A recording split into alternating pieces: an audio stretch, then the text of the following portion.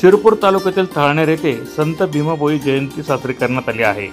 जयंती दिनानिमित्ताने कीर्तनाचा कार्यक्रम देखील आयोजित करण्यात आला होता।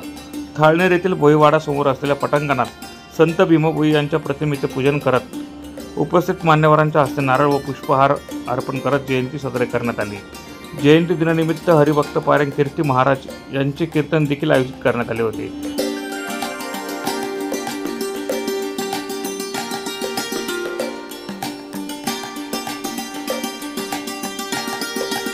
गावातील भोई समाज बांधवांसह थाळनेर येथील ग्रामस्थ तसेच विविध क्षेत्रातील प्रमुख मान्यवरांनी उपस्थिती लावली होती।